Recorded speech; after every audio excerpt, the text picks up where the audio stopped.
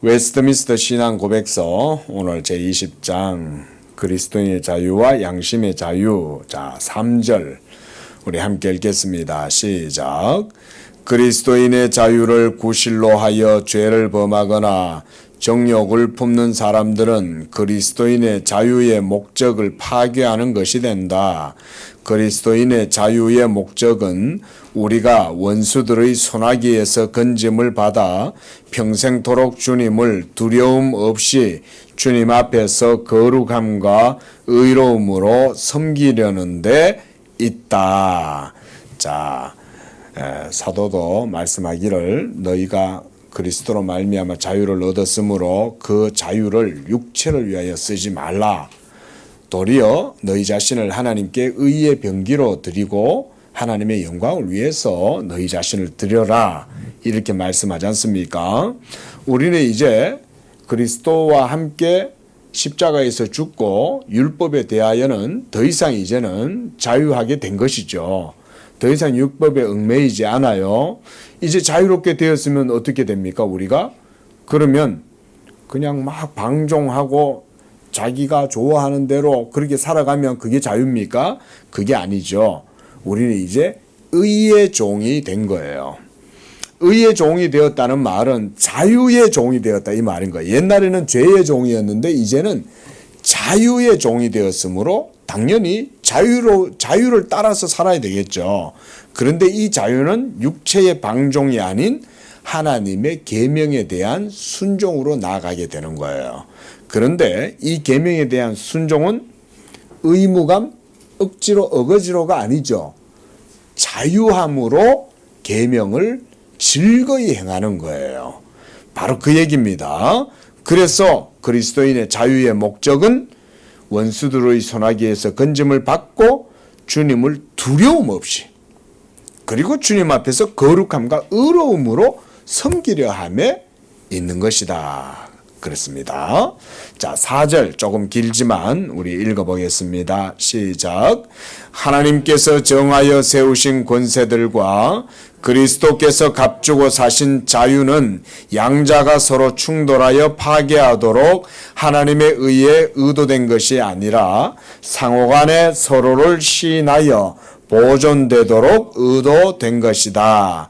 그러므로 그리스도인의 자유를 구실로 하여 합법적인 권세, 그것이 국가적인 것이든 아니면 교회적인 것이든 간에 나 그 권세의 행사를 반대하는 사람들은 하나님의 법령을 반항하는 것이 된다.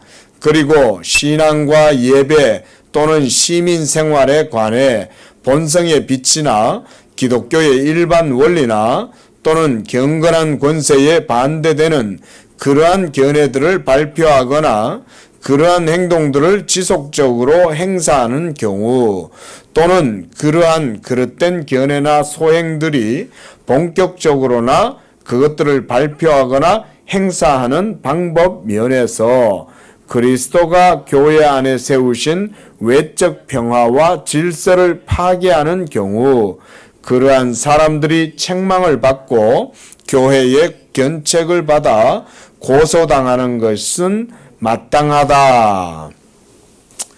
자, 위에 있는 권세들, 이것은 세상의 정부의 권세나 교회의 권세나 할 것 없이 그 모든 것들은 그 자유로 말미암아 함부로 해서는 안 된다는 거예요. 우리가 시민법, 시민정신이 우리가 민주주의는 자유잖아요. 그런데 어떻습니까? 민주, 시민, 사회로 살아갈 때 우리가 자유로운 존재이지만 국가의 법에 우리가 복종해야죠. 그렇죠? 바로 그 얘기를 하는 거죠. 또 동시에 교회의 권세에도 이것에 대해서도 복종해야 된다라고 이렇게 말을 합니다. 여기 계시는 모든 성도님들은 다 영적으로 자유로운 존재이죠. 그러나 하나님이 세상에 세우시고 주관하시는 기구들이 있어요.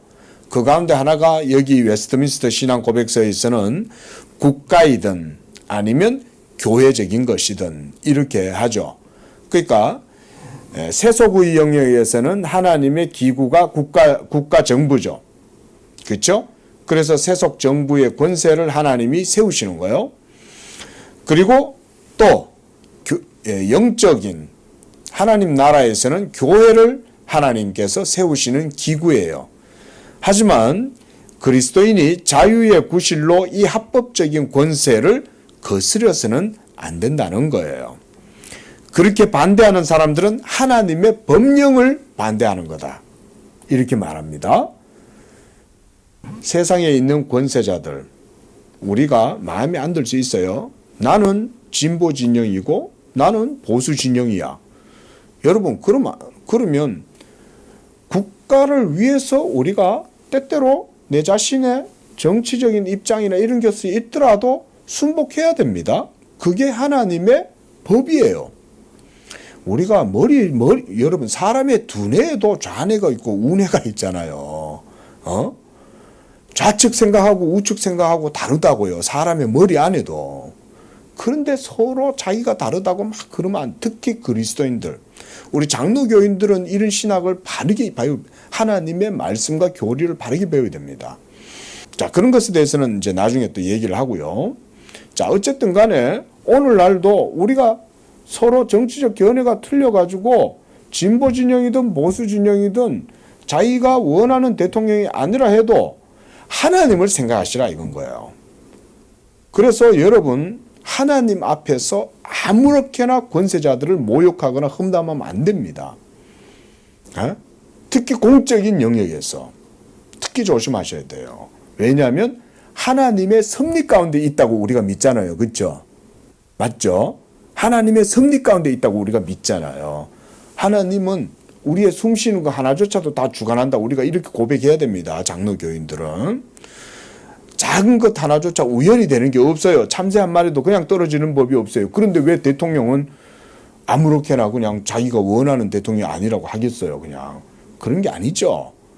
지금 대통령도 어떤 사람들이 보기에는 마음에 너무 안 들 수 있어요.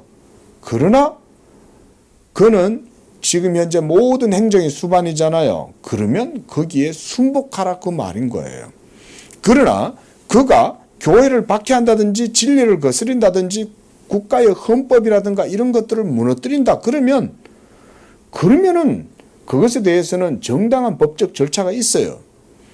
과거에 박근혜 대통령 같은 경우도 안타깝게도 실각을 하고 그래가지고는 탄핵이 되기도 했지만은 어쨌든 간에 그걸 원치 않는 사람들도 많이 있지만 법적 절차에 의해서 그렇게 이루어지는 것들도 그래 따지면 하나님의 섭리라고 봐야 돼요. 그게 법적 절차로 되어진다면. 그러니까 하나님의 주권을 먼저 인정해라는 거예요. 그리스도인들이. 정치적인 의견을 먼저 내세우기보다 그런 얘기를 지금 하고 있어요. 여기서도. 자, 자유롭죠. 우리 모두는. 하지만 이런 모든 자유들은 그 바로 밑에서 신앙과 예배, 시민생활에 관한 본성의 빛, 기독교의 일반 원리, 경건한 권세에 반대되는 그런 견해들을 발표하거나 행동을 지속적으로 행사하는 경우에 이런 모든 것들이 그리스도가 교회 안에 세우신 외적 평화와 질서를 파괴하지 않도록 해야 된다는 거죠. 만약에 그런 것들을 파괴할 경우에 그 사람은 교회법으로도 여기 보면 견책을 받고 고소당하는 게 마땅하다 이렇게 얘기를 하는 거죠. 자, 오늘은 이렇게 3절과 4절에서 우리가 자유를 가졌다. 그러나 이 자유는 아무렇게나 사용해서는 안 된다라는 것에 대해서 배웠습니다.